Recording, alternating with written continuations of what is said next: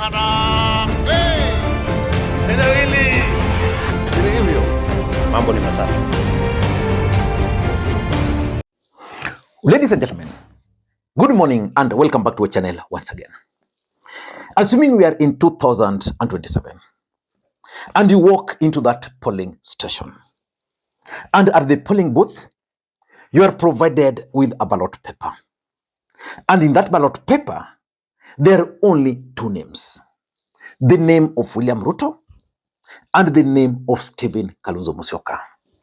And you are expected to pick one of them as the next president of the Republic of Kenya.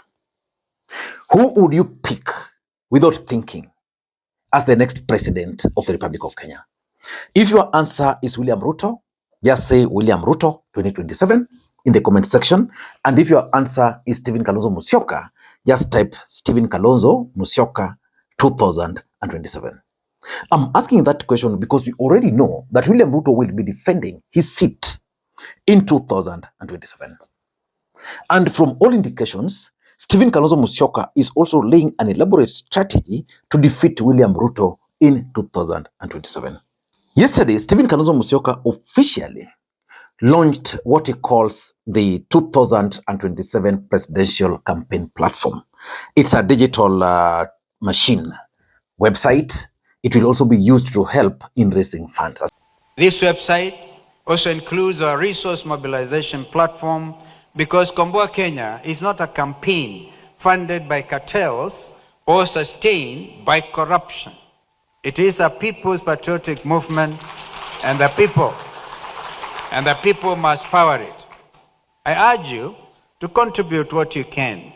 Whenever for one moment think your candidate is any weaker because of making it open to all of us. But above all, contribute from your heart. Every shilling given by an honest Kenyan carries more value than any check written in pursuit of favors. As a matter of fact, Kalonzo Musyoka is also planning to raise funds, and he has organized a dinner for 25,000 Kenyan shillings per plate, and he expects close to 5,000 people to attend, which means Kalonzo Musyoka is serious about his bid. But in this video, I want to talk about yesterday's event, because two things came out very clearly. Fellow Kenyans, I cannot stand before you tonight and speak only about websites and digital platforms and AI, while 16 of our daughters lie buried after the tragic fire at Utumishi Girls Academy in Gilgil.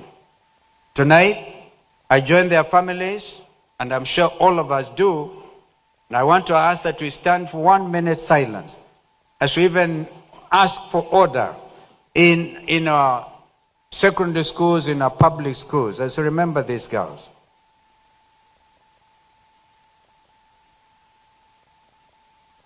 Thank you. But in this video, I want us to talk about yesterday's event, because two things came out clearly. Number one, the absence of other core principles. Kalonzo Musyoka organized this event, but he did not invite the other core principle. Why? Allow me to salute my co-principals in the United Alternative Government and to thank them sincerely for standing together as a strong team which has sworn to stand with Kenyans, and which team, I can assure you, will stand together until we liberate this country for real.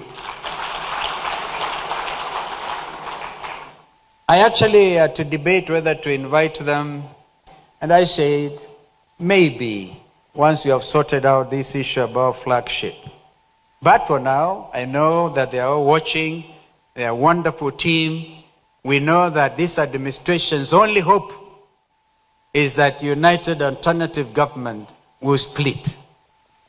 Without any split, today, fellow Kenyans, I can actually assure you that William Ruto is a one-term president.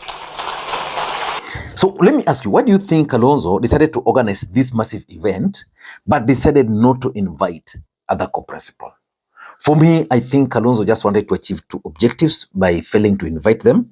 He didn't want the other guys to get the attention. For example, if Sifuna was here, let's say Matiang'i, or let's say Rigathi Gachagua were here, probably the limelight would not have focused more on Kalonzo Musyoka. The second thing which I observed was that as much as Kalonzo wants to run for the presidency, he still has a long way to go. And I want his team to take this on a positive note. Yesterday, they raised 9 million Kenya shillings. That cannot even take Kalonzo 3 days campaign. It's good money, but for presidential campaign, you don't expect people to raise 9,000 in a setting like that. Kalonzo is a former vice president, for heaven's sake. Kalonzo has 3 governors. Kalonzo has senators, he has MPs, but they were only able to raise 9,000. But you could also tell that as much Kalonzo wants to project a national image, this event was largely a Kamba event. In your fight journey on what you are about to see, kindly, with all the humbleness, allow me to introduce a team of experts, and I'll call them top-notch, who have been sitting for the last more than 6 months to assemble the engine, which will speak to SKM 2027 presidential campaign. Kindly, I'm Dr. Joel Nzomo, Minister of Machakos County Government. Your Excellency, my name is CPA Dr. Stephen Mbakimwele. I'm from Kitui County. Your Excellencies, ladies and gentlemen, my name is Engineer Peter Mumo from Makwiny County. Your Excellencies and other protocols observed, my name is Peter Musia from Kitui County. Thank you. Your Excellencies, all protocol observed, my name is Engineer Macau David from Makwiny County. Your Excellencies, my name is Lawrence Maingi Mwanza from Machakos County. Your Excellency, my name. Your Excellency, my name is Benedict Komboa from Machakos County. Your Excellency, my name is Martin Bithi, a software engineer from Makwiny County. Thank you. Your Excellency, distinguished guests, my name is Bosco Mulwa, a software engineer. Thank you. Your Excellency, I'm Dr. Justin Kiambi, the team leader. Thank you. I was very keen because I wanted to really know who are the people behind this platform. But I realized most of them, not most, all of them were from Ukambani, which is bad because as much as they could be good, but there's need for blending. Someone from Nyanza, someone from northern Kenya would give a different input rather than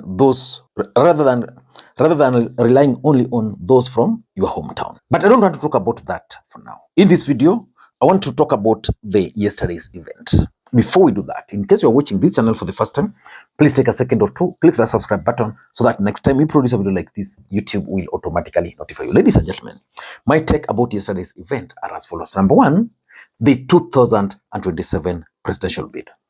Kalonzo Musyoka is very serious. And the reason why Kalonzo Musyoka did not invite his co-principals, he wanted to send a coded message. And Kalonzo's coded message to them was very simple. For me, I'm running for the presidency and I'm laying the ground. So whether you join me or not is not an issue. For me, I'm focused. I know what I want. And I can assure you, there is nothing on this earth which will stop Stephen Kalonzo Musyoka from being on the ballot in 2027. Kalonzo will have to be on the presidential ballot as a presidential candidate. And that's why he didn't want these other guys to join him. He wanted to take all the credit for the day, all the publicity, and of course, everything to himself. He didn't want attention to shift to any other matter.